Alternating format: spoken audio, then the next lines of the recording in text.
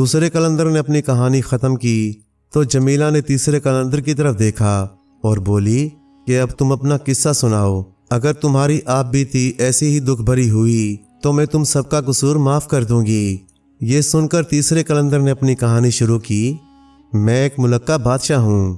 میرا ملک سمندر میں بے شمار چھوٹے بڑے جزیروں کی صورت میں پھیلا ہوا تھا۔ کافی مدت تک خیر و خوبی کے ساتھ حکومت کرنے کے بعد میرے والد کا انتقال ہوا۔ چونکہ میں ان کا سب سے بڑا بیٹا تھا، اس لیے دستور کے مطابق مجھے تخت پر بٹھا دیا گیا اور میں نے بھی اپنے باپ کے نقش قدم پر چلتے ہوئے بہت اچھی طرح سلطنت کی ذمہ داریاں سنبھال لیں۔ دن و رات سمندر سے واسطہ پیش آنے کی وجہ سے ہمارے پاس بحری جہازوں کا بہت بڑا بیڑا تھا۔ یہ بیڑا عام طور پر اس جزیرے کے آس پاس رہتا تھا جس میں ہمارا دارالحکومت واقع تھا۔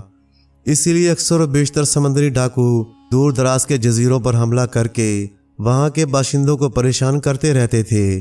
میں نے بادشاہ بنتے ہی حکم دیا کہ اور بہت سے جہاز بنائے جائیں اور ان تمام جہازوں کو تمام جزیروں کے درمیان تقسیم کر کے متعین کر دیا جائے کہ وہ ہر جزیرے کی اچھی طرح حفاظت کر سکیں۔ اس حکم کی تعمیل کی گئی۔ بہت جلد ہمارے پاس اتنے بہت سے جہاز ہو گئے کہ ہم اپنی حکومت کے ہر جزیرے کی اچھی طرح دیکھ بھال کرنے لگے اور پھر کبھی ڈاکوؤں کو کسی بھی جزیرے پر حملہ کرنے کی ہمت نہ ہوئی۔ اسی طرح جب پورے ملک میں امن و امان قائم ہو گیا تو ایک دن میرے دل میں دنیا کی سیر کرنے کا خیال پیدا ہوا۔ میں نے اپنی جگہ اپنے چھوٹے بھائی کو نائب بنا کر حکومت کا انتظام کرنے کے لیے چھوڑ دیا اور خود 20 جہازوں کے ساتھ دنیا کے دوسرے ملکوں کی سیر کے لیے چل دیا۔ میں اپنے کئی سرداروں کے ساتھ بیڑے کے سب سے بڑے جہاز پر تھا۔ اس جہاز کی کپتانی کے لیے ایک بہت ہی تجربہ کار جہاز راں کو مقرر کیا گیا تھا اور باقی سب جہاز اس کے اشارے پر نقل و حرکت کر رہے تھے۔ کئی مہینے تک ہمارا سفر بڑے آرام سے کٹتا رہا۔ پھر خدا کا کرنا کیا ہوا کہ ایک ملک کی بندرگاہ سے ہمیں روانہ ہوئے 5-6 دن ہی ہوئے تھے کہ اچانک بوڑھا کپتان گھبرایا ہوا میرے پاس آیا۔ میں نے اس کی پریشانی کی وجہ پوچھی تو وہ بولا کہ وہ نقشے کی غلطی کی وجہ سے اپنے راستے سے بھٹک گیا ہے۔ جیسے ہی اسے اپنی غلطی کا احساس ہوا اس نے جہاز کو واپس موڑنے کی کوشش کی، مگر ایسا معلوم ہوتا تھا کہ اس کی کوئی کوشش کامیاب نہیں ہو رہی اور تمام کے تمام جہاز خود ہی ایک سمت بہتے چلے جا رہے ہیں۔ ہر جہاز نے اپنا راستہ بدلنا چاہا مگر بیکار، اور ایسا لگتا ہے کہ ہمارے جہاز بھی اسی مقناطیسی پہاڑ کی کشش کے اندر پھنستے چلے جا رہے ہیں۔ میں اور میرے ساتھی بوڑھے کپتان کی یہ باتیں سن کر بہت گھبرائے۔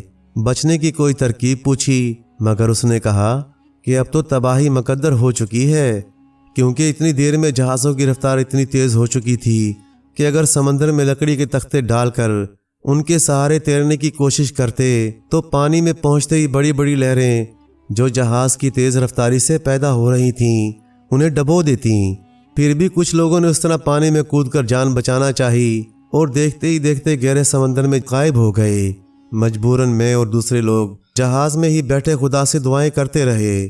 تھوڑی دیر میں ہمارا جہاز ایک زبردست دھماکے کے ساتھ مقناطیسی پہاڑ سے ٹکرا گیا۔ مجھے ایسا محسوس ہوا جیسے کسی زبردست طاقت نے مجھے جہاز سے نکال کر چٹانوں پر اچھال دیا ہو اور اس کے بعد مجھے کچھ ہوش نہ رہا۔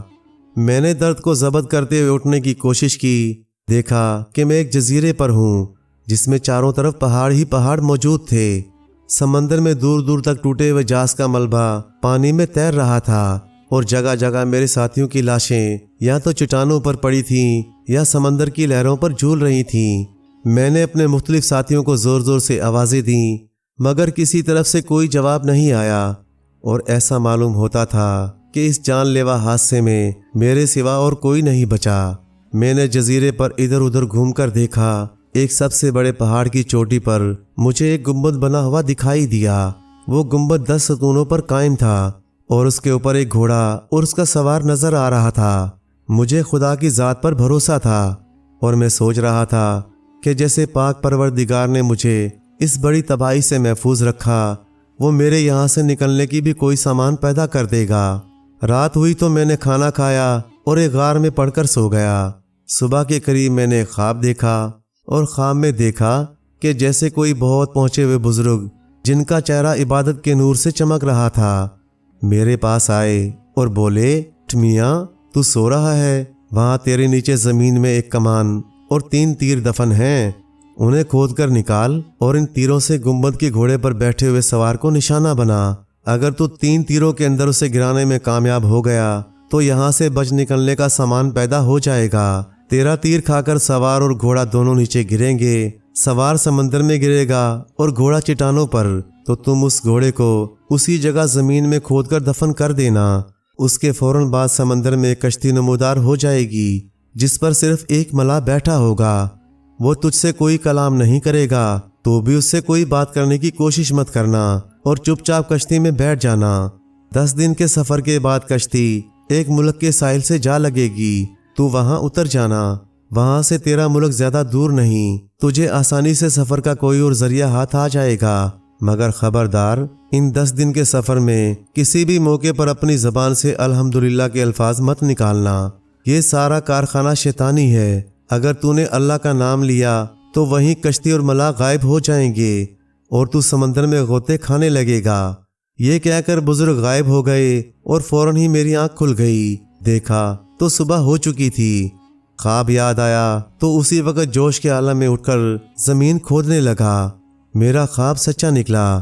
ابھی تھوڑی سی زمین کھودی تھی کہ ایک کمان اور 3 تیر مل گئے۔ میں انہیں اٹھا کر ایک ایسی چٹان پر کھڑا ہو گیا جہاں سے گھوڑا اور سوار صاف نظر آ رہے تھے۔ پھر میں نے کمان سے پہلا تیر لگایا اور نشانہ لے کر چھوڑ دیا۔ تیر اپنے نشانے پر پڑا۔ پھر جیسا کہ ان بزرگ نے کہا تھا، سوار سمندر میں گر گیا اور گھوڑا میرے قدموں کے پاس چٹان پر آ گرا۔ میں نے فوراً زمین میں ایک ایسا گہرا سا گڑھا کھود کر اسے دفن کر دیا۔ ابھی زمین میں برابر کر ہی رہا تھا کہ میں نے سمندر میں ایک کشتی کو آتے دیکھا۔ اسے ایک ملاح چلا رہا تھا۔ کشتی کنارے سے آ لگی اور ملاح سے کوئی بات کیے بغیر میں خاموشی سے کشتی میں سوار ہو گیا۔ میرے بیٹھتے ہی ملاح نے کشتی کا رخ موڑا اور چل دیا۔ دن رات سفر کرتے ہوئے 9 دن گزر گئے۔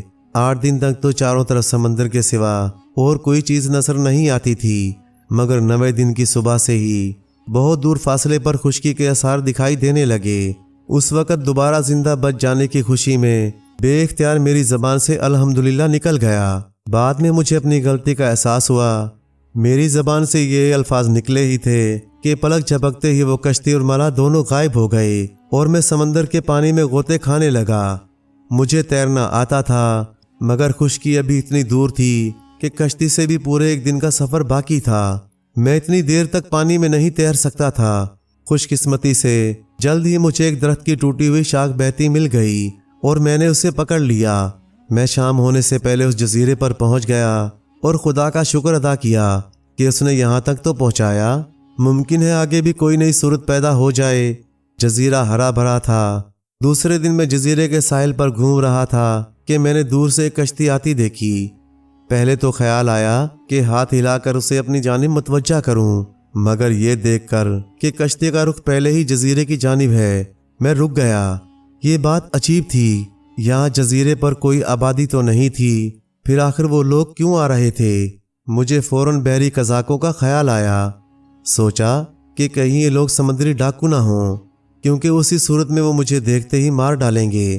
یہ سوچ کر میں جلدی سے درختوں کے پیچھے چھپ گیا اور شاخوں پتوں کی آڑ سے انہیں دیکھنے لگا۔ کشتی کنارے سے لگی تو میں نے دیکھا اس میں 2 غلام اور ایک بوڑھا اور ایک نوجوان آدمی بیٹھے ہیں۔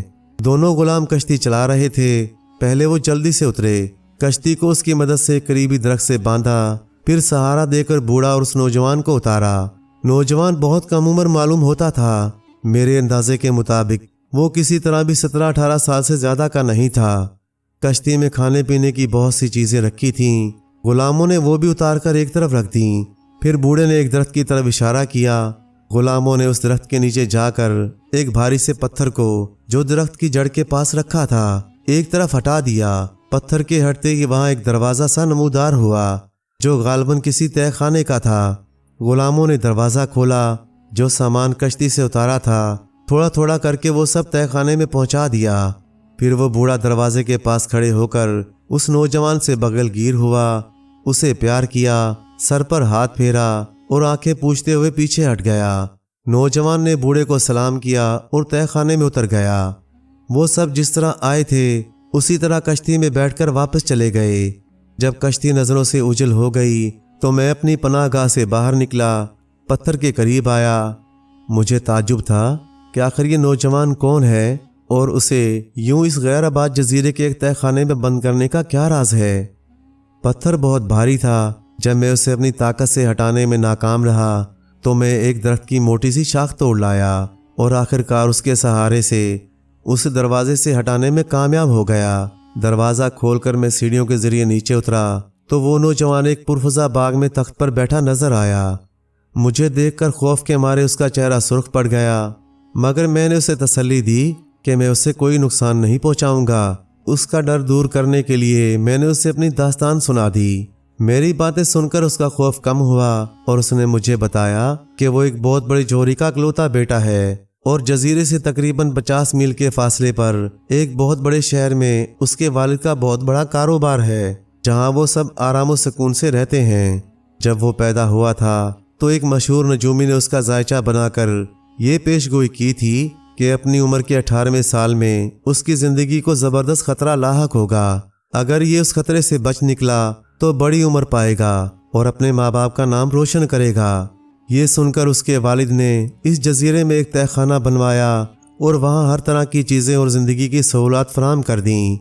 उनका ख्याल था कि इस गैर आबाद जजीरे पर उसकी ज़िंदगी को कोई ख़तरा नहीं।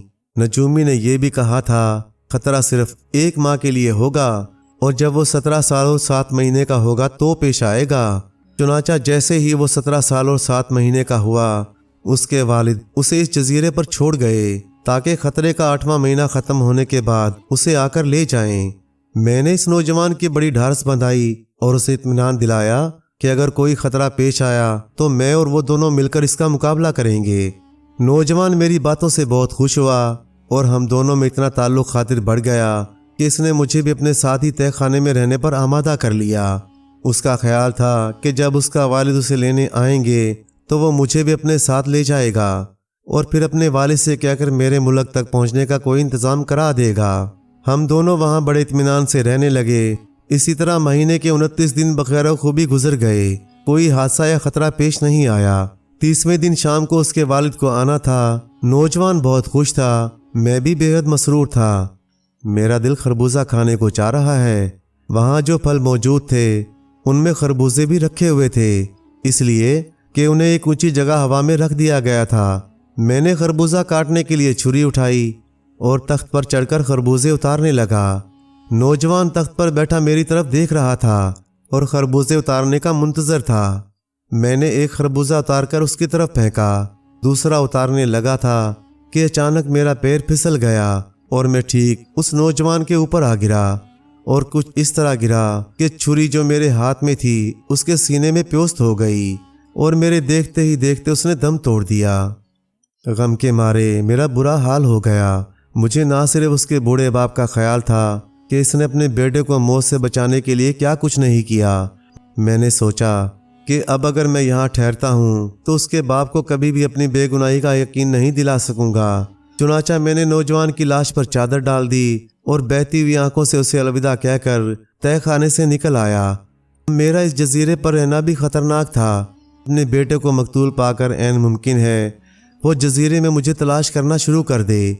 मैंने जल्दी जल्दी दरख्तों से बहुत सी शाखें तोड़ी, उन्हें रस्सियों से बांधकर समंदर के पानी में डाल दिया।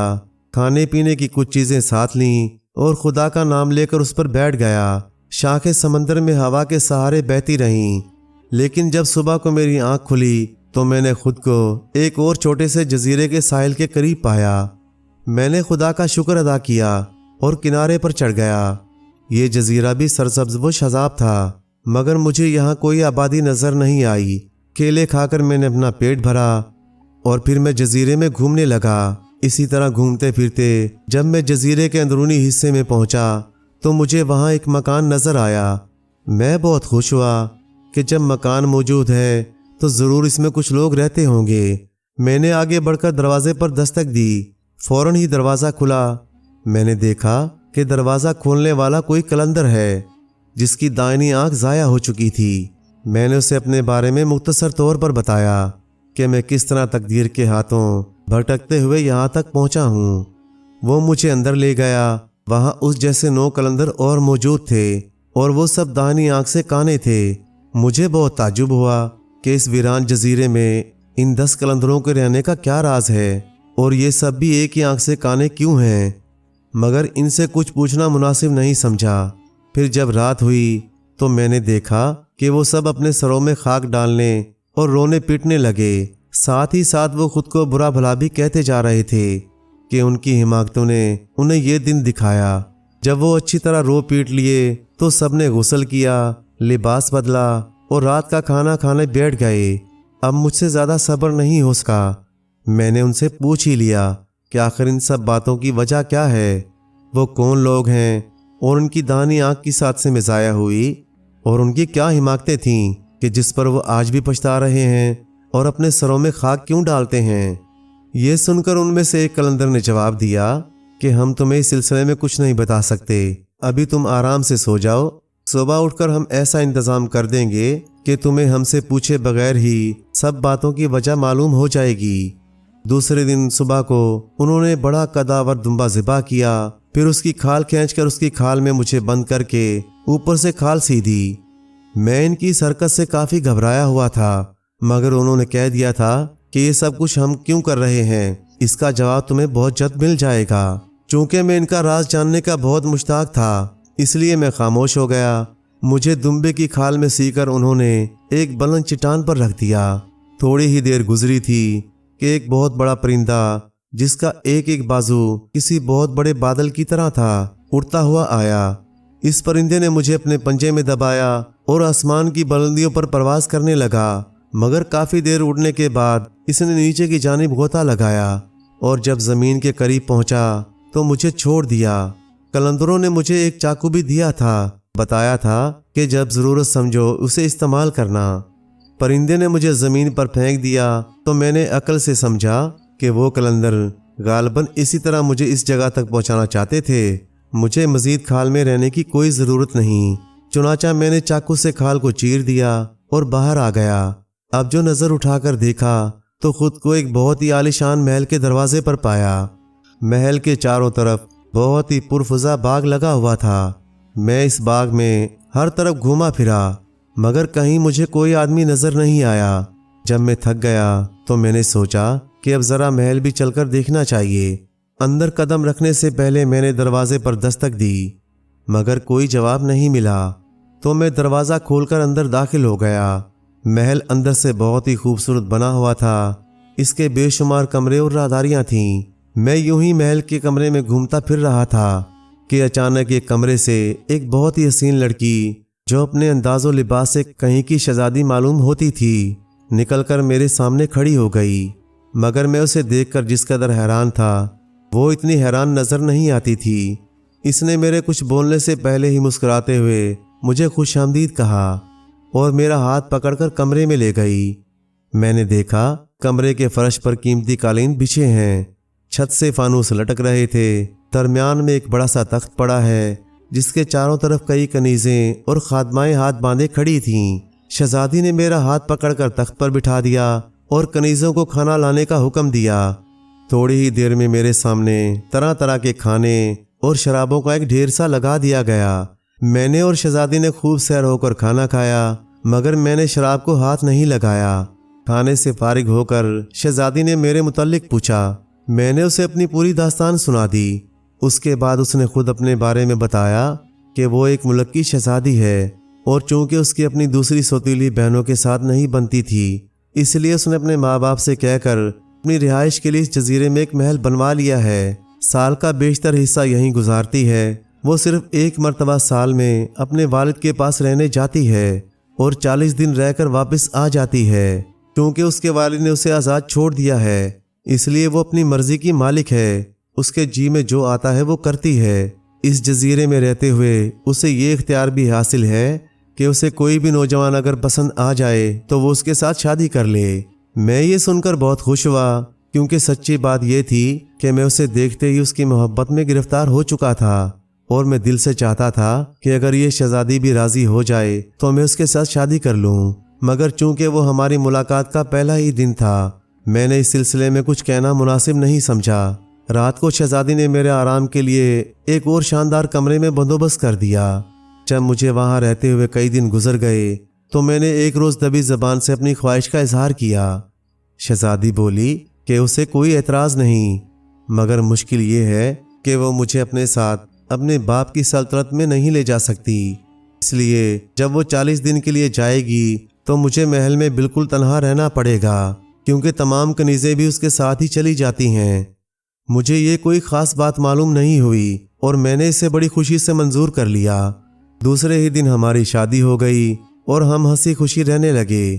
شہزادی کے پاس رہتے ہوئے مجھے دنوں کے گزرنے کا احساس نہیں ہوا، یہاں تک کہ ایک روز اس نے بتایا کہ وہ کل اپنے باپ کے پاس جا رہی ہے۔ میں یہ سن کر بہت گھبرایا۔ مجھے اس سے اتنی محبت ہو چکی تھی کہ ایک بھی دن اس کے بغیر رہنے کا تصور نہیں کر سکتا تھا۔ شہزادی نے مجھے تسلی دی کہ 40 دن بہت جلد گزر جائیں گے اور وہ پھر میرے پاس واپس آ جائے گی۔ اسی درمیان اگر میرا دل بہت زیادہ گھبرائے تو اس کے بلانے کا انتظام بھی کیا جا سکتا ہے۔ یہ کہہ کر وہ مجھے محل کے جنوبی حصے میں لے گئی جہاں میں آج تک نہیں آیا تھا۔ میں نے دیکھا اس حصے میں راہداری کے دونوں طرف 20 دروازے بنے ہوئے تھے اور وہ سب کے سب بند تھے۔ شہزادی نے مجھے 40 چابیاں دی اور کہا کہ ہر کمرے میں سیر و تفریح کی ایک دنیا بند ہے۔ اگر میں چاہوں تو روزانہ ایک دروازے کو کھول کر وہاں صبح سے شام تک اپنا دل بہلا سکتا ہوں۔ لیکن اس نے مجھے تاکید کی، خبردار 40واں دروازہ مت کھولنا، کیونکہ اس کے بعد شاید وہ مجھے کبھی نہ مل سکے گی۔ میں نے بھی یہ سوچ کر پکا وعدہ کر لیا کہ 39 دن تو کمرے میں دیکھتے ہی گزر جائیں گے، صرف ایک دن کی بات رہ جاتی ہے تو وہ میں اس کی آمد کی خوشی میں اس کے استقبال کی تیاریاں کرتے ہوئے گزار لوں گا۔ دوسرے دن آسمان سے ایک بہت بڑا تخت اترا۔ شہزادی اپنی کنیزوں کے ساتھ اس پر بیٹھ گئی اور وہ تخت اسے لے کر آسمان کی طرف پرواز کرتے ہوئے تھوڑی ہی دیر میں نظروں سے غائب ہو گیا۔ شہزادی کے رخصت ہوتے ہی میرا دل گھبرانے لگا اور میں سوچ کر پریشان ہونے لگا کہ جب ابھی سے یہ حال ہے تو 40 دن کیسے گزاروں گا۔ میں نے ادھر ادھر گھوم کر دل کو بہلانا چاہا، لیکن جب دل کسی طرح نہ بہلا تو میں نے سوچا کہ چلو پہلے دروازے کو کھول کر دیکھنا چاہیے کہ وہاں میری دلچسپی کے لیے کیا سامان ہے۔ چنانچہ میں نے پہلی چابی سے لے کر دروازہ کھولا۔ دروازہ کھولتے ہی ایک باغ نظر آیا جہاں دنیا بھر کے خوبصورت اور خوشبودار پھولوں کو جمع کر دیا گیا تھا۔ ہوا اتنی لطیف اور پرزور تھی کہ میں فوراً ہی اپنی ساری گھبراہٹ بھول گیا۔ دوسرے دن دوسرا دروازہ کھولا اور اسی طرح ہر روز ایک دروازہ کھولتا چلا گیا۔ ہر کمرے میں دلچسپی کی کچھ ایسی چیزیں تھیں کہ میرے 39 دن بڑے آرام و سکون سے کٹ گئے۔ 40ویں دن میرا جی چاہتا تھا کہ 40ویں دروازے کو بھی کھول کر دیکھوں، مگر شہزادی کی بات یاد تھی، اس لیے میں نے محل کے دوسرے حصوں میں گھوم پھر کر دن گزارنا چاہا، مگر میرا اضطراب بڑھتا گیا۔ بار بار یہ خیال آتا کہ آخر اس کمرے میں ایسی کیا بات ہے جو شہزادی نے مجھے اسے کھولنے سے منع کیا۔ انسان کی فطرت ہے کہ جس کام سے اسے منع کیا جاتا ہے وہ اسی کو کرنے کے لیے بےتاب ہو جاتا ہے۔ میں نے بھی دل کو بہت بہلایا، مگر وہ برابر مجھے دروازہ کھولنے پر اکساتا رہا۔ خیر میں نے یہ سوچ کر دروازہ کھول دیا کہ بس ذرا سا جھانک کر بند کر دوں گا۔ دروازہ کھولا تو مجھے وہاں ایک بہت ہی خوبصورت گھوڑا جس پر زین بھی کسی ہوئی تھی کھڑا نظر آیا۔ میں حیرت سے چاروں طرف گھوم کر اس خوبصورت جانور کو دیکھنے لگا۔ پھر نہ معلوم کیا جی میں آیا کہ اچک میں اس پر سوار ہو گیا اور اسے آہستہ سے ایڑ لگائی۔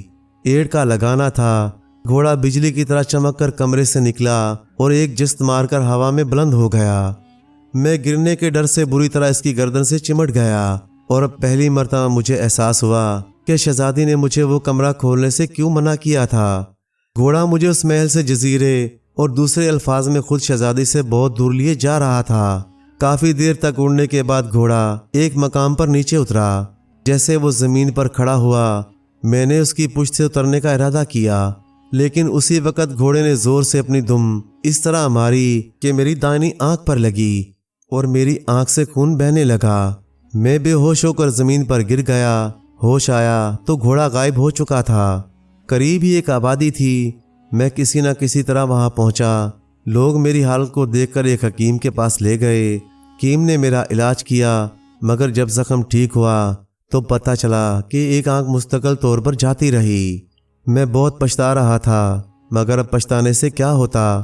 میں کچھ دن تک اسی بستی میں رہا اور پھر ایک انجان آدمی سے کچھ رقم لے کر بغداد کے ارادے سے چل پڑا۔ کہ خلیفہ ہارون رشید کو اپنی داستان سناؤں گا، شاید وہ میرے وطن پہنچنے کا کوئی بندوبست کر دے۔ راستے میں ان دو قلندروں سے ملاقات ہوئی۔ ہم ساتھ ساتھ بغداد پہنچے اور اس کے بعد جو کچھ ہوا وہ تو آپ کو معلوم ہی ہے۔ جمیلہ تیسرے قلندر کی داستان سن کر بہت متاثر ہوئی۔ اگرچہ تم لوگوں نے ہمارے معاملات میں دخل دے کر اپنے وعدے کی خلاف ورزی کی ہے، لیکن تم سب نے اپنی اپنی جو آپ بیتی سنائی ہے اس سے ظاہر ہوتا ہے کہ تم لوگ پہلے ہی بہت پریشانیاں اور دکھ اٹھا چکے ہو اور اتنی دور کا سفر طے کر کے اس لیے بغداد آئے کہ خلیفہ ہارون رشید کو اپنی داستان سنا کر اپنی پریشانیاں دور کرنے کی درخواست کرو۔ اس لیے یہ مناسب نہیں معلوم ہوتا کہ میں تمہاری پریشانیوں میں کچھ اور اضافہ کروں۔ جاؤ، میں تمہاری جان بخشتی ہوں، مگر اب تم اس مکان میں نہیں ٹھہر سکتے۔ تینوں قلندروں نے جمیلہ کی میزبانی کا شکریہ ادا کیا۔ خلیفہ نے بھی اس کی مسافر نوازی کی تعریف کی اور وہ سب جمیلہ کے مکان سے باہر نکل آئے۔ ان کے ساتھ ہی نوردین بھی تھا۔ وہ سب پریشان تھے کہ اب اتنی رات کو ہم اپنے ٹھہرنے کا کوئی ٹھکانہ کہاں تلاش کریں۔ خلیفہ ہارون رشید نے انہیں تسلی دی اور کہا وہ ایک ایسی جگہ سے واقف ہے جہاں وہ لوگ رات آرام سے بسر کر سکتے ہیں۔ قلندروں کو اس بات پر تعجب ہوا کیونکہ اس سے قبل خلیفہ خود کو شہر میں نووارد کہہ چکا تھا، مگر وہ اپنی تجسس کے ہاتھوں کوئی اور مصیبت مول لینا نہیں چاہتے تھے، اس لیے وہ چپ چاپ خلیفہ کے ساتھ چل دیے۔ ہارون رشید نے انہیں اپنے شاہی مہمان خانے میں ٹھہرایا۔ غلام سرور کو ان کی دیکھ بھال اور خدمت گزاری کی تاکید کی، پھر وزیر جعفر کو رخصت کیا اور خود آرام کرنے اپنے محل میں چلا گیا۔ دوسرے دن امور سلطنت کی انجام دہی سے فرصت پا کر ہارون رشید نے تینوں قلندروں اور نوردین کو اپنے حضور طلب کیا، اور اس وقت ان لوگوں کو معلوم ہوا کہ وہ جس شخص کو موصل کا سوداگر سمجھ رہے تھے وہ خود خلیفہ ہارون رشید تھا۔ وہ بے حد ڈرے ہوئے تھے کہ انجانے میں ہم سے خلیفہ کی شان میں معلوم نہیں کیا کیا گستاخیاں ہوئی ہوں گی، اور اب خلیفہ ہمیں ان کی پتہ نہیں کیا سزا دے گا۔ مگر خلیفہ ہارون رشید نے ان سب کو اطمینان دلایا کہ وہ گھبرائیں نہیں، وہ سب کے سب حالات سے باخبر ہو چکا ہے اور اب وہ پوری کوشش کرے گا کہ ان کی پریشانیوں کا مداوع کر سکے۔ اس کے بعد اس نے سب سے پہلے نوردین کو بہت سی دولت دے کر ایک سپاہی کے ساتھ اس کے گھر بھیج دیا اور اس سے کہا کہ وہ یہ دولت اپنی بوڑھی ماں کو دے دے تاکہ اس کی ماں اور اس کی بہنوں کی گزر بسر آسانی سے ہوتی رہے، اور خود 2-4 دن کے بعد واپس چلا آئے۔ واپسی پر اس کی اعلیٰ تعلیم و تربیت کا بندوبست کر دیا جائے گا، اور یوں نوردین اگر محنت سے کام کرے تو اپنا شاندار مستقبل بنا لے گا۔ اس کے بعد خلیفہ نے وزیر جعفر کو جمیلہ کے گھر بھیجا تاکہ وہ اسے اور اس کی بہن شکیلہ کو بلا لائے۔ جب وہ دونوں بہنیں آئیں تو انہیں بھی یہ معلوم کر کے بہت حیرت ہوئی کہ جس مسافر اور اس کے ساتھیوں کو انہوں نے کھانا کھلایا تھا وہ خلیفہ ہارون رشید تھا۔ پھر جب انہیں یہ خیال آیا کہ انہوں نے کس طرح ان قلندروں کے ساتھ خلیفہ کو بھی قتل کرنے کے لیے اپنے غلاموں کے سپرد کر دیا تھا، یہ سوچ کر وہ بہت گھبرا گئیں۔ مگر ہارون رشید نے انہیں بھی تسلی دی کہ گھبرانے کی کوئی بات نہیں، انہوں نے جو کچھ کیا انجانے میں کیا، مگر اسے ان کے حالات سے بہت دلچسپی ہو چکی تھی اور وہ جاننا چاہتا تھا کہ آخر ان کے اس مکان میں بغیر کسی مرد کے رہنے، کتیوں کو پہلے مارنے اور پھر پیار کرنے میں کیا راز ہے، نیز وہ کیسے داغ ہیں جو شکیلہ کے سینے پر موجود ہیں۔ یہ سن کر جمیلہ نے کہا اگرچہ ان دونوں بہنوں نے یہ فیصلہ کر لیا تھا کہ ان پر جو کچھ گزر چکی ہے کبھی اپنی زبان پر نہیں لائیں گی اور نہ کبھی کسی کو اپنے راز سے باخبر کریں گی، مگر خلیفہ کا حکم نہیں ٹالا جا سکتا، اس لیے وہ اور اس کی بہن شکیلہ اپنی اپنی کہانی سنانے کے لیے تیار ہیں۔ ممکن ہے اس میں بھی کوئی خدا کی مصلحت ہو۔ اتنا کہہ کر پہلے جمیلہ نے اپنا قصہ بیان کرنا شروع کیا۔ جمیلہ بولی، اے خلیفہ، ہمارے والد بغداد کے بہت بڑے تاجر تھے، انہوں نے 2 شادیاں کی تھیں اور خدا کی قدرت کہ دونوں بیویوں سے 2 لڑکیاں پیدا ہوئیں۔ جب ہم چاروں بہنیں جوان ہوئیں تو والد کا انتقال ہو گیا۔ ان کے مرنے کے بعد وصیت کے مطابق ہم چاروں بہنوں نے والد کا ترکہ آپس میں برابر تقسیم کر لیا۔ میری دونوں سوتیلی بہنیں اپنا اپنا حصہ لے کر الگ ہو گئیں اور کچھ دن کے بعد انہوں نے اپنی پسند کے آدمیوں سے شادیاں کر لیں۔ میں نے اور شکیلہ نے اپنے حصے کی رقم سے تجارت شروع کی اور خدا نے اس میں کچھ ایسی برکت دی کہ تھوڑی ہی مدت میں ہمارا کاروبار تقریباً اتنا ہی ہو گیا जितना हमारे वालिद का था और हम बड़े सुकून और आराम से अपनी ज़िंदगी बसर करने लगे। और दूसरी तरफ मेरी सौतीली बहनों ने बगैर देखे भाले महज अपने दिल के कहने पर जिन मर्दों से शादियां कर ली थीं उन्होंने धोखा दिया और मेरी सौतीली बहनों का तमाम मालो दौलत छीनकर भाग गए। बहनें रोती पीटती मेरे पास आईं। मैंने उन्हें तसल्ली दी, अपने पास से कुछ रकम देकर उन्हें भी तिजारत करने का मशवरा दिया, मगर मेरी बहनों ने अपने साबका तजर्बे से कोई सबक नहीं सीखा। जैसे ही उनके हाथ में पैसा आया लोग फिर इनके इर्द गिर्द फिरने लगे और एक मर्तबा फिर मेरी दोनों बहनें चालाक मर्दों के बहलावे में आ गईं। उन्होंने फिर से 2 मर्दों की चिकनी चपड़ी बातों में आकर उनसे शादियां कर लीं। मैंने जब ये सुना उन्हें समझाने पहुंच गई। खैर जो हुआ सो हुआ, शादी तो उन्होंने कर ही ली थी। मैं उन्हें ये समझाने गई कि अब अपनी दौलत अपने ही कब्जे में रखें और अपने शौहरों पर अंधा एतमाद करके उनके हवाले ना करें। अगर कुछ मुद्दत के बाद वो ये महसूस करें कि उनके शौहर मुखलिस और ईमानदार हैं तो बेशक उनके ज़रिए अपनी रकम को किसी कारोबार में लगा दें, मगर किसी को परखे बगैर उस पर एतबार नहीं करना चाहिए। अफसोस कि मेरी बहनों ने मेरे मशवरे को नज़रअंदाज कर दिया और कुछ दिनों बाद वही हुआ जिसका मुझे डर था। उनके दूसरे शौहर भी माल और दौलत लेकर गायब हो गए।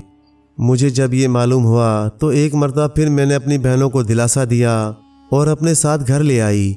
मैंने देख लिया था कि वो अलग रहकर हमेशा मेरे लिए परेशानी का सबब बनी रहेंगी, इसलिए बेहतर है कि उन्हें अपने पास रखूं और फिर कभी मुनासिब मौके पर किसी शरीफ आदमी के साथ उनकी शादी कर दूं। हमें एक साथ रहते हुए चंद माह हुए थे कि मेरे एक कारोबारी मुशीर ने मुझे बताया पड़ोसी मुल्क में इन दिनों कुछ ऐसी चीज़ों की शदीद किल्लत थी जो हमारे मुल्क में बड़ी कसरत से पैदा होती हैं, और अगर कोई जहाज़ किराए पर लेकर इस पर 2 ही चीज़ें लाद कर उस मुल्क में ले जाऊं तो कई गुना ज़्यादा मुनाफा होने की तवक्को थी। मेरी सौतीली बहनों ने जो सफ़र का जिक्र सुना तो वो ज़िद पर आ गईं कि वो भी ज़रूर चलेंगी। मुल्क की सैर भी होगी और मुनाफा भी। फिर बुज़ुर्गों ने भी कहा कि सफ़र वसीला ज़फ़र हुआ करता है। मेरा अपना इरादा कुछ ज़्यादा नहीं था, मगर बहनों के इसरार पर मजबूर हो गई। एक जहाज़ किराए पर लिया, उस पर सामान तिजारत लादा, शकीला को यहाँ की देखभाल के लिए छोड़ा और ख़ुद सौतीली बहनों के साथ पड़ोसी मुल्क को रवाना हो गई। कई दिन तक हमारा जहाज़ बड़े सुकून से चलता रहा, मगर एक रात इतना ज़बरदस्त तूफ़ान आया कि हमारा जहाज़ समंदर की ऊंची ऊंची लहरों का मुकाबला नहीं कर सका और डूब गया। खुशकिस्मती से मुझे और दोनों बहनों को लकड़ी का एक तख्ता हाथ आ गया और हम इसके ज़रिए बहते बहते आखिरकार एक जजीरे पर पहुंच गए। वो जजीरा बिल्कुल गैर आबाद मालूम होता था, लेकिन जब हम इसके अंदरूनी हिस्से में पहुंचे तो देखा वहाँ एक बहुत बड़ा और आलीशान शहर मौजूद था। हम खुश शहर में दाखिल हुई, लेकिन जल्द ही हमारी खुशी खौफ और घबराहट में तब्दील हो गई, क्योंकि हमने देखा कि शहर की दुकानें खुली हुई थीं, मगर इनमें बैठने वाले दुकानदार और ख़रीदने वाले ग्राहक सब पत्थर के थे। सड़कें बड़ी कुशादा और साफ़ सुथरी थीं, लेकिन इन पर चलने वाले तमाम आदमी और जानवर पत्थर के बुतों की तरह एक जगह जमे हुए थे, और यूँ मालूम होता था कि शहर की ज़िंदगी अपने मामूल के मुताबिक जारी थी कि किसी जादू के ज़रिए इन सब को पत्थर का बना दिया गया था, इस तरह कि जो जिस हाल में था वो उसी में रह गया। हम डरते डरते आगे बढ़े तो एक आलीशान इमारत नज़र आई जो अपने अंदाजे से किसी बादशाह का महल मालूम होती थी। हम उस महल में दाखिल हो गए। यहाँ भी वही मंजर दरपेश था। बादशाह, उसकी मलका, कनीज़ें और सब गुलाम सिपाही और पहरेदार सब के सब पत्थर के बने खड़े थे। हम कुछ खाने पीने की चीज़ों की तलाश में मुख्तलिफ कमरे देख रहे थे कि एक कमरे में कुछ आहट महसूस हुई। मैंने डरते डरते झांक कर देखा तो वहाँ एक नौजवान जाए नमाज बिछाए नमाज पढ़ता दिखाई दिया। मैं बहुत खुश हुई कि इस शहर खामोशा में कोई तो इंसान नज़र आया। जब इसने सलाम फेरा तो हमें देखकर बहुत हैरत ज़दा हुआ। पूछने लगा कि हम यहाँ किस तरह पहुँची। मैंने उसे अपनी दास्तान सुनाई और फिर उससे शहर की अजीब हालत के बारे में सवाल किया। उस नौजवान ने बताया कि वो इस मुल्क के बादशाह का बेटा है और जिस शहर को हम देखते हुए आए हैं वो इस मुल्क का दारुल हुकूमत था। इस जैसे कितने ही और शहर उसकी हुकूमत में शामिल थे, मगर मुल्क का बादशाह और इसकी तमाम रियाया आतिश परस्त थे। आग को अपना खुदा मानते थे और आग ही की पूजा करते थे। پھر وہاں ایک دن مسلمان بزرگ عالم آئے۔ اس نے جب یہ حال دیکھا تو اس نے بادشاہ سمیت سب کو اسلام لانے اور ایک ہی خدا کی عبادت کرنے کی تلقین کی۔ بادشاہ اس بزرگ کی باتوں سے اتنا ناراض ہوا کہ انہیں پکڑ کر قید خانے میں ڈال دیا، مگر بادشاہ کا اکلوتا بیٹا یعنی کہ وہ نوجوان اس بزرگ کی تعلیم سے بے حد متاثر ہوا۔ اس نے ایک دن چپکے سے قید خانے میں جا کر ان بزرگ کے ہاتھوں اسلام قبول کر لیا اور مسلمان ہو گیا۔ بزرگ قید خانے میں بھی لوگوں کو اسلام لانے کی دعوت دیتے رہے۔ بادشاہ نے انہیں ہر طرح سے باز رکھنا چاہا، مگر جب وہ کامیاب نہیں ہوا تو غصے میں آ کر انہیں قتل کرا دیا۔ بس اس کے بعد ہی اس شہر کے لوگوں پر طرح طرح کی پریشانیاں نازل ہونے لگیں۔ ایک سال ان کا کاروبار میں بے حد نقصان ہوا۔ سال ختم ہونے پر شہر کے قریب واقع پہاڑ سے ایک بلند آواز آئی کہ لوگوں، اب بھی آگ کی پوجا چھوڑ کر خدا کی عبادت کرنے لگ جاؤ ورنہ تباہ ہو جاؤ گے۔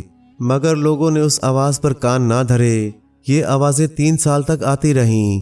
3 سال تک شہر کے باشندوں پر طرح طرح کی چھوٹی موٹی مصیبتیں نازل ہوتی رہیں، مگر وہ نہ سمجھے۔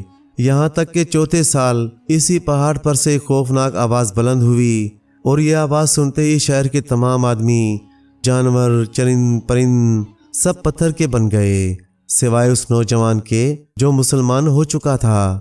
اے خلیفہ، وہ نوجوان بہت ہی خوبصورت، نیک اور خدا ترس تھا۔ میں نے اپنے خوابوں میں شوہر کے لیے جو خاکہ بنایا تھا وہ اس پر پورا اترتا تھا، چنانچہ مجھے اس سے محبت ہو گئی۔ ہم چند روز اس کے جزیرے میں رہے۔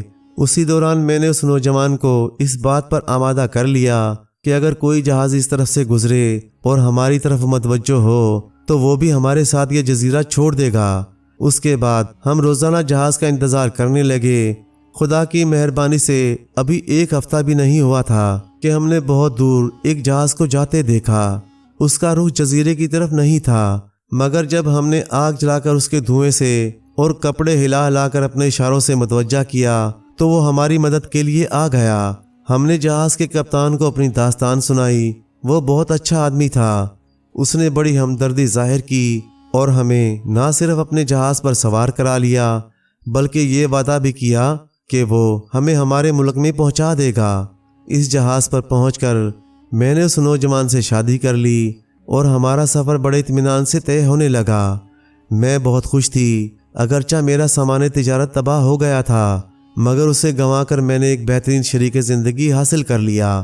پھر اپنے وطن میں میرے پاس خدا کا دیا ہوا سب کچھ موجود تھا، مگر میری سوتیلی بہنوں کو میری خوشی ایک آنکھ نہ بھائی۔ انہوں نے ہم دونوں کے خلاف سازش کی، اور ایک دن جب ہم دونوں رات کے وقت جہاز کے عرصے پر کھڑے ہوئے سمندروں کی لہروں کا نظارہ کر رہے تھے، انہوں نے ہمیں سمندر میں دھکا دے دیا۔ میرے شوہر کو تیرنا نہیں آتا تھا، وہ غریب پانی میں گرتے ہی ڈوب گیا۔ میں نے اسے بچانے کی بہت کوشش کی، مگر میں ناکام رہی، اور ممکن تھا کہ میں بھی کچھ دیر بعد تیرتے تیرتے تھک کر ڈوب جاتی کہ مجھے ایک بہتی ہوئی شاخ مل گئی جو خدا جانے کہاں سے بہتی چلی آ رہی تھی۔ میں اس شاخ کے سہارے بہتے بہتے کئی دن کئی رات بعد ایک اور جزیرے پر پہنچ گئی۔ بھوک اور تھکن سے میرا برا حال تھا۔ میں نے کنارے پر لگے ہوئے درختوں سے کچھ پھل توڑ کر کھائے۔ ابھی میں اپنی بدنصیبی پر آنسو بہا رہی تھی کہ میرے کانوں میں ایک زبردست پکار کی آواز آئی۔ میں نے چونک کر دیکھا تو معلوم ہوا ایک بہت بڑا اژدھا جو بہت خطرناک تھا ایک چھوٹے سے سانپ کا تعاقب کر رہا تھا اور غالباً اسے پکڑ کر کھا جانا چاہتا تھا۔ اپنی جان بچانے کے لیے میں نے ایک بہت بڑا سا پتھر اٹھا لیا اور ایک پیڑ پر چڑھ گئی۔ پھر جیسے ہی پتھر اس اژدھا کے سر پر لگا، آن کی آن میں اژدھے کا کام تمام ہو گیا۔ جیسے ہی اژدھے کا دم نکلا، وہ چھوٹا سا سانپ زمین پر لوٹ کر ایک خوبصورت عورت کے روپ میں بدل گیا۔ میں یہ ماجرا دیکھ کر بہت حیران ہوئی۔ اس عورت نے مجھے بتایا کہ وہ ایک پری ہے اور یہ اژدھا ایک خوفناک جن تھا جو اسے مار ڈالنا چاہتا تھا۔ اس نے میرا شکریہ ادا کیا، میری وجہ سے اس کی جان بچ گئی۔ پھر اس نے میرا حال پوچھا۔ جواب میں نے اسے اپنی پوری کہانی سنا دی۔ پری نے مجھے تسلی دی اور مجھے وہیں انتظار کرنے کے لیے کہہ کر خود غائب ہو گئی۔ تھوڑی دیر کے بعد واپس آئی تو اس نے بتایا کہ وہ میرے ڈوبے ہوئے جہاز کو سمندر سے نکال کر خیریت کے ساتھ وطن واپس پہنچا آئی، اور اب میں اپنی آنکھیں بند کر لوں تو وہ مجھے بھی میرے گھر پہنچا دے گی۔ میں نے آنکھیں بند کر کے پری کا ہاتھ پکڑ لیا۔ چند لمحے گزرے تھے کہ پری نے مجھ سے آنکھیں کھولنے کے لیے کہا اب جو میں نے آنکھیں کھولی تو خود کو اپنے گھر کے سامنے کھڑا پایا۔ پری ایک مرتبہ پھر غائب ہو گئی اور پھر جو واپس آئی تو اس کے ساتھ 2 کتیاں بھی تھیں جنہیں اس نے رسی سے باندھ رکھا تھا۔ پری نے مجھے بتایا کہ سوتیلی بہنوں نے باوجود میری محبت اور اچھے سلوک کے میرے ساتھ جو کچھ کیا تھا اس پر وہ کڑی سے کڑی سزا کی مستحق تھیں، اس لیے پری نے انہیں جادو کے زور سے کتیا بنا دیا۔ یہ دونوں کتیاں میری ہی بہنیں ہیں۔ پھر پری نے مجھ سے وعدہ لیا کہ میں ان کتیوں کے ساتھ جو چاہے برتاؤ کروں، مگر آدھی رات گزرنے کے بعد انہیں بلا ناگا ہر روز چابک سے اس وقت تک ماروں گی جب تک بری طرح سے تھک نہ جاؤں۔ اگرچہ میں پھر بھی اپنی بہنوں کے ساتھ برا سلوک نہیں کرنا چاہتی تھی، مگر پری نے مجھے دھمکی دی تھی اگر میں نے یہ وعدہ نہیں کیا تو وہ میری دشمن بن جائے گی، اور مجبوراً مجھے وعدہ کرنا پڑا۔ اس کے بعد پری نے مجھے اپنے کچھ بال دیے کہ جب مجھے اس کی ضرورت پڑے میں اس کے بالوں کو آگ میں ڈال دوں، وہ فوراً میرے پاس آ جائے گی، اور اس کے بعد وہ چلی گئی۔ چنانچہ اے خلیفہ، یہ راز ہے ان 2 کتیوں کا اور انہیں روزانہ چابک سے مارنے کا۔ میں انہیں ہر طرح آرام سے رکھتی ہوں، مگر مجھے اپنے وعدے کی خاطر روزانہ آدھی رات کے وقت انہیں چابک سے پیٹنا پڑتا ہے۔ پھر بعد میں ان کی تکلیف کا خیال آتے ہی انہیں کلیجے سے لگا کر روتی ہوں اور انہیں پیار کرتی ہوں، اچھا کھانا کھلاتی ہوں، مگر مجبور ہوں کہ اس کے علاوہ ان کے لیے کچھ اور نہیں کر سکتی۔ جمیلہ کی کہانی ختم ہوئی تو خلیفہ ہارون رشید نے شکیلہ سے کہا اب وہ اپنی آپ بیتی سنائے اور یہ بتائے کہ اس کے سینے پر یہ داغ کیسے آئے۔ یہ سن کر شکیلہ نے اپنے الفاظ میں اپنی داستان سنانا شروع کر دی۔ اے خلیفہ، میرے اور میری بہن کے ابتدائی حالات تو آپ کو معلوم ہو چکے ہیں، لہٰذا انہیں بیان کرنے کی ضرورت نہیں۔ جب میری بہن جمیلہ اپنی سوتیلی بہنوں کے ساتھ مال تجارت لے کر دوسرے ملک کے سفر پر جا رہی تھی تو میں گھر میں بالکل اکیلی رہ گئی۔ کچھ دن تو خیر و عافیت سے گزر گئے، مگر ایک دن میرے پاس ایک بڑھیا آئی۔ میں اسے روز اپنے مکان کے سامنے سے گزرتے ہوئے دیکھا کرتی تھی، مگر مجھے بالکل معلوم نہیں تھا کہ وہ کون ہے اور کہاں رہتی ہے۔ بڑھیا نے مجھے بتایا کہ وہ ایک غریب آدمی کی بیوی ہے اور میرے گھر سے کافی دور ایک چھوٹے سے مکان میں اپنی بیٹی کے ساتھ رہتی ہے۔ جب بیٹی جوان ہوئی تو بڑھیا نے اس کی شادی کرنا چاہی، مگر اس کی غربت کی وجہ سے کوئی رشتہ نہیں آتا تھا۔ پھر خدا کا کرنا کیا ہوا کہ ایک دن ایک مالدار تاجر کے بیٹے نے اس کی بیٹی کو بازار میں سودا خریدتے دیکھ لیا اور اس سے محبت کرنے لگا اور اپنے والدین کو مجبور کر کے شادی کا پیغام بھجوا دیا۔ بڑھیا کے لیے اس سے زیادہ خوشی کی بات اور کیا ہو سکتی تھی۔ وہ فوراً راضی ہو گئی، مگر لڑکے کے والدین جو پہلے ہی شادی سے خوش نہیں تھے، انہوں نے محض اپنے بیٹے کی ضد سے مجبور ہو کر کڑی شرائط عائد کر دیں۔ ان کا کہنا تھا اگر بڑھیا اپنی بیٹی کی شادی دھوم دھام سے نہیں کی اور کم سے کم کسی ایک مالدار گھرانے کی خاتون کو شادی میں نہیں بلایا تو وہ ہرگز اپنے بیٹے کی شادی اس سے نہیں کریں گے اور بارات واپس لے جائیں گے۔ بڑھیا یہ حال سنا کر رونے لگی اور روتے روتے بولی کہ بیٹی، میں پوری کوشش کر چکی ہوں، بڑے بڑے عزت دار گھروں میں اپنی درخواستیں لے کر گئی، کسی نے بھی میری اتنی مالی مدد نہیں کی جس سے میری بیٹی کی شادی دھوم دھام سے ہو جائے، اور کوئی اپنی گھر کی بہو بیٹی کو میری بیٹی کی شادی میں شریک ہونے کی اجازت دینے کے لیے تیار نہیں۔ اب میں ہر طرف سے مایوس ہو کر تمہارے پاس آئی ہوں۔ ذرا سی دیر کی بات ہے، اگر کھڑے کھڑے میری بیٹی کی شادی میں شریک ہو جاؤ تو میری بیٹی بھی اپنے گھر کی ہو جائے گی۔ اس احسان کے بدلے میں ساری عمر تمہیں دعائیں دیتی رہوں گی۔ میں بہت پریشان ہوئی کہ کیسے ایک اجنبی بڑھیا کی بات مان لوں۔ پتہ نہیں کون ہے، کہاں رہتی ہے اور وہاں کس قسم کے لوگ ہوں گے۔ میں ہرگز اس کے ساتھ جانے پر تیار نہ تھی، مگر وہ اس قدر روئی اور گڑ گڑائی کہ آخر کار میرا دل پسیج گیا اور میں نے اس کی بیٹی کی شادی میں شرکت کرنے کا وعدہ کر لیا۔ بڑھیا یہ سن کر بہت خوش ہوئی، میری بلائیں لیں اور بتایا کہ 3 دن بعد کی بیٹی کی شادی ہے، وہ شام کے وقت مجھے لینے آئے گی۔ شادی کے بعد وہ خود ہی مجھے اپنے گھر واپس بھی پہنچا دے گی۔ تیسرے دن شام کو میں ایک سادہ سے لباس پہن کر جانے کے لیے تیار ہو گئی۔ بڑھیا جس وقت کہہ گئی تھی ٹھیک اسی وقت مجھے لینے آ گئی۔ اس نے مجھے جو سادہ لباس پہنے دیکھا تو کہنے لگی، واہ بی بی واہ، ان کپڑوں میں چلو گی تو کوئی یقین نہیں کرے گا تم کسی مالدار گھرانے سے تعلق رکھتی ہو۔ इन्हें उतारो और कोई अच्छा सा जोड़ा पहनो। ये कहकर वो खुद ही मेरे संदूक से एक प्यारा सा जोड़ा निकाल लाई। मैंने लिबास तब्दील किया और तैयार होकर उसके साथ चल पड़ी। कई सड़कों और गलियों से गुजरते हुए हम एक आलीशान महल के सामने पहुंचे। बुढ़िया इसके पिछले दरवाजे में दाखिल होने लगी तो मुझे बहुत ताज्जुब हुआ। शायद वो मेरे चेहरे से मेरी हसरत ताड़ गई थी और मेरे कुछ पूछने से पहले ही बोल पड़ी, इस महल में उसकी एक रिश्तेदार काम करती है, वो उसे भी साथ ले जाना चाहती है। मैं चुपचाप उसके पीछे चल दी। महल बाहर से जितना अच्छा था, अंदर से कहीं उससे ज्यादा खूबसूरत था। बुढ़िया मुझे अपने साथ लिए एक सजे सजाए कमरे में पहुंची तो वहां एक लड़की जो तकरीबन मेरी हम उम्र थी, बहुत कीमती कपड़े पहने हुए बैठी थी। उसने मुस्कुराते हुए मेरा इस्तकबाल किया। बुढ़िया ने मुझसे कहा, तुम यहाँ बैठो जब तक मैं अपनी रिश्तेदार को बुला लाऊं। बुढ़िया चली गई तो लड़की ने मेरा हाथ पकड़कर तख्त पर बिठा दिया और हंसते हुए बोली कि बुढ़िया की लड़की की शादी का तो महज बहाना था। वो बुढ़िया हमारी मुलाजमा है और यहाँ महल में रहती है, उसकी कोई लड़की भी नहीं। मैं ये सुनकर घबराई तो उस लड़की ने, जो कोई शहजादी लगती थी, मुझे तसल्ली दी कि घबराने की कोई बात नहीं। असल मामला ये है कि मेरे भाई ने तुम्हें एक रोज़ अपने मकान की खिड़की से झांकते हुए देख लिया और वो तुमसे मोहब्बत करने लगा। अब वो तुमसे शादी करना चाहता है और इसीलिए तुम्हें इसी बहाने से यहाँ बुलाया है। उसी वक़्त उस लड़की का भाई भी आ गया। वो बहुत खूबसूरत और पुरवकार नौजवान था। अपने लिबास से कहीं का शहजादा या कोई बहुत बड़ा सरदार मालूम होता था। पहले मेरा इरादा था कि शादी से इनकार कर दूं, मगर उसे देखकर मैं खामोश हो गई। सोचा कि शादी तो बहरहाल कहीं ना कहीं करनी है।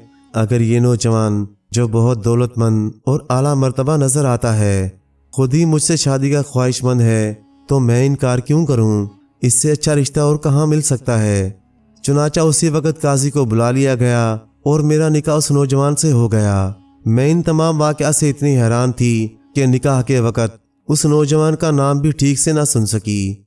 मुख्तसर ये कि हमारी शादी हो गई और मैं उसी महल में बड़े आराम से रहने लगी। उस नौजवान ने बड़ी इल्तिजा से मुझसे कहा कि यूं तो वो मुझसे बहुत मोहब्बत करता है, शादी भी कर ली, लेकिन वो ये बात हरगिज़ बर्दाश्त नहीं कर सकेगा कि मैं इसके अलावा किसी और मर्द से भी बात करूं। अगर कभी उसने मेरे बारे में कोई बात सुन ली या खुद मुझे किसी मर्द से बात करते हुए देख लिया तो उसी वक्त मेरी गर्दन उतार देगा। शादी को हफ्ता 10 दिन हुए थे। मेरा दिल एक जगह रहते रहते घबराने लगा। इसलिए मैंने अपने शौहर से कहा, अगर वो इजाज़त दे तो मैं कुछ देर के लिए अपने घर हो आऊं और वहाँ के मामलात देख आऊं। मेरे शौहर ने बड़ी मुश्किल से मुझे इजाज़त दी और उसी बुढ़िया को बुलाकर कहा कि वो मेरे साथ जाए। वो मेरे साथ ही वापस आए। फिर उसने मुझे कुछ रकम भी दी और कहा कि अगर मैं चाहूँ तो बाजार से अपने लिए कुछ खरीद भी लाऊं। मैं इस बुढ़िया को साथ लेकर चल पड़ी। पहले अपने घर गई। वहाँ मेरे मुलाजिम और कनीज़ें मेरी गुमशुदगी पर परेशान थे। उन्हें तसल्ली दी, कुछ हिदायतें दी और ज़रा सी देर ठहर कर वापस लौटी। मैं बाजार से गुजर रही थी तो ख्याल आया कि कुछ खरीद भी लूं। मैं कपड़े की दुकान पर गई और कपड़ा दिखाने के लिए कहा। वो हमें दुकान के अंदर ले गया और बोला, इतने सारे ग्राहकों के हजूम में खड़ा रहना मुनासिब नहीं, आप यहाँ बैठकर इत्मीनान से कपड़ा पसंद कर लें। ये एक छोटा सा कमरा था जिसमें कालीन का फर्श था और एक तरफ गाँव तकिए रखे हुए थे। मैं बुढ़िया के साथ वहाँ बैठ गई। दुकानदार खुद ही मुख्तलिफ कपड़े ला ला कर दिखाने लगा। वो मुसलसल मुझे इस तरह घूर रहा था कि मुझे उसके यूं देखने से घबराहट होने लगी। जल्दी से मैंने एक थान पसंद कर लिया और कीमत पूछी।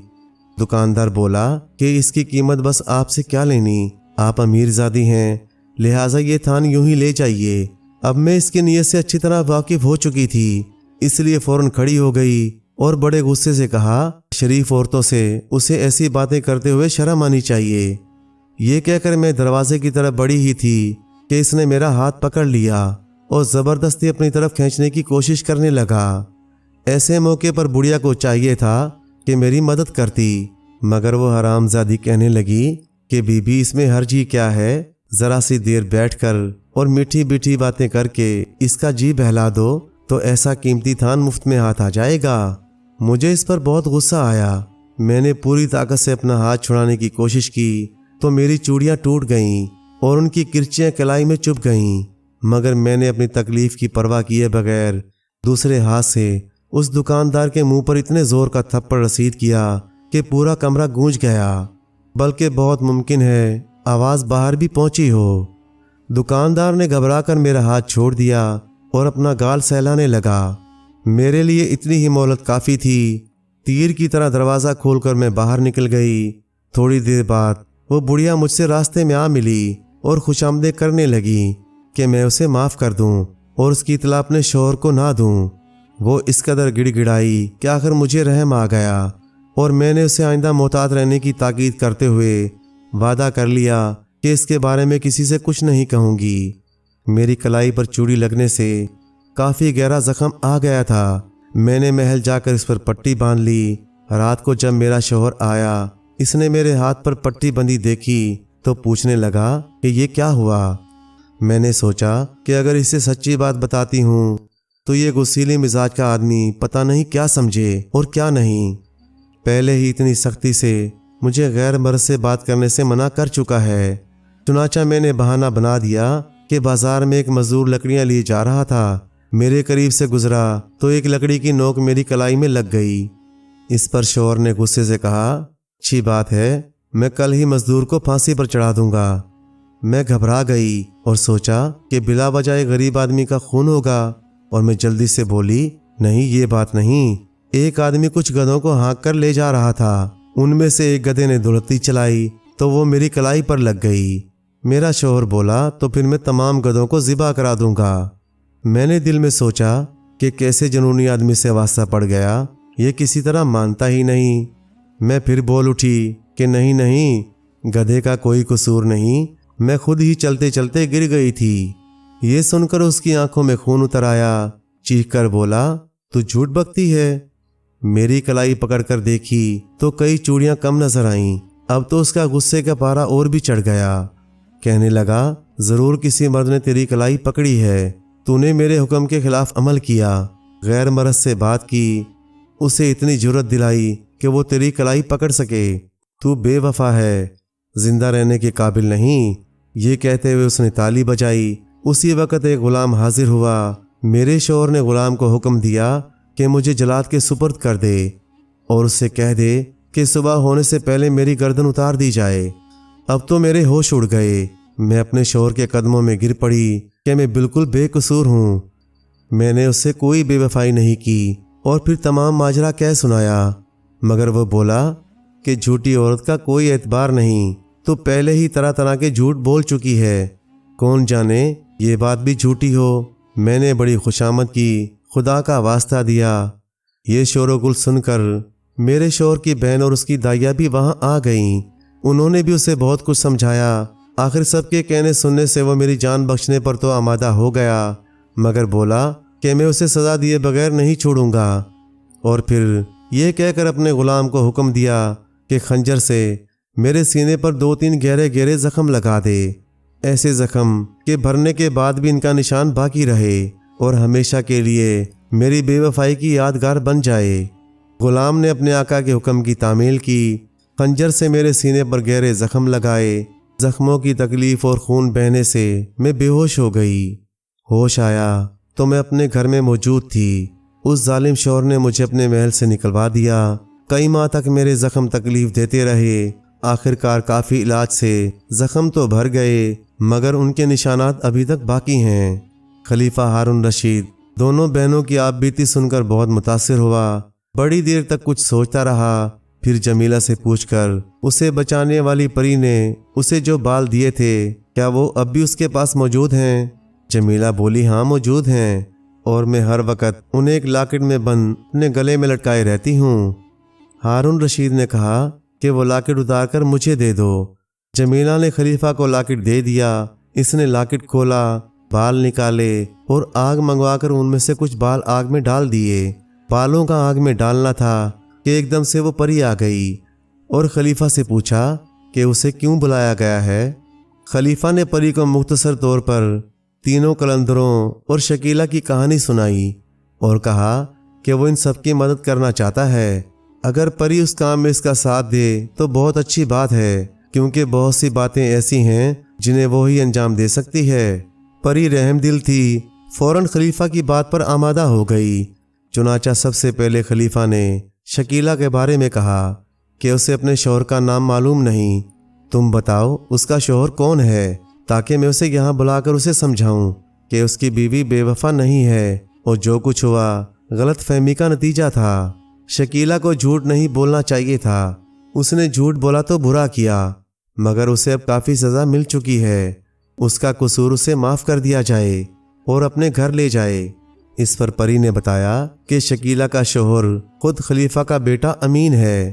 ہارون رشید نے فوراً شہزادہ امین کو بلایا۔ پہلے تو خلیفہ اسے سختی سے پیش آئے کہ اس نے فریب دے کر ایک لڑکی کو اپنے محل میں کیوں بلایا، اور جب اس سے شادی کر ہی لی تھی تو ایک ذرا سی بات پر غصہ ہو کر اسے گھر سے کیوں نکال دیا۔ شہزادے نے اپنے قصور کی صفائی مانگی۔ پھر ہارون رشید نے اسے شکیلہ کے بارے میں بتایا کہ یہ بے گناہ ہے، تمہارا شک بے بنیاد ہے، اب اسے ایک بیوی کی حیثیت سے اپنے محل میں لے جاؤ۔ شہزادہ امین نے شکیلہ سے بھی ندامت کا اظہار کیا اور خوشی سے اسے اپنے ساتھ محل میں لے گیا۔ اس کام سے فارغ ہو کر خلیفہ نے پری سے کہا کہ وہ جمیلہ کی دونوں سوتیلی بہنوں کو پھر سے انسان بنا دے، وہ بھی اپنے کیے پر بہت سزا بھگت چکی ہیں اور امید ہے کہ آئندہ ایسی کوئی شرارت نہیں کریں گی۔ پری نے کتیوں کو منگوایا اور ان پر جادو کا پانی چھڑکا۔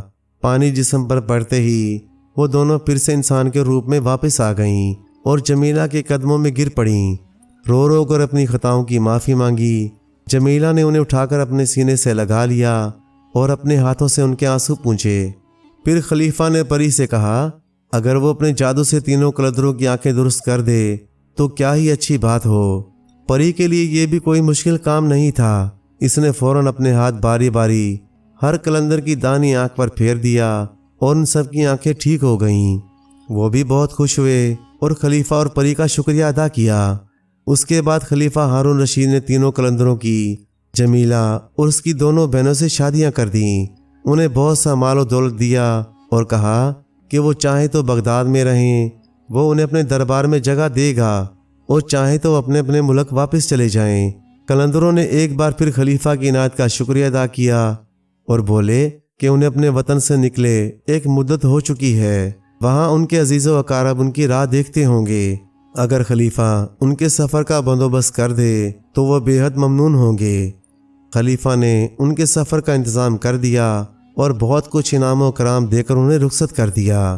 اس طرح ایک طویل مدت اور بڑی پریشانیاں اٹھانے کے بعد آخرکار وہ سب اپنی اپنی بیویوں کے ساتھ اپنے اپنے گھروں کو واپس پہنچ گئے اور پھر باقی زندگی ہنسی خوشی بسر کرنے لگے۔ پیارے دوستو، کہانی اچھی لگے تو لائک کریں، چینل کو سبسکرائب کر دیں اور مزید اسی طرح کی قصے کہانیاں دیکھنے کے لیے دیکھتے رہیں GN اسٹوری TV۔ شکریہ۔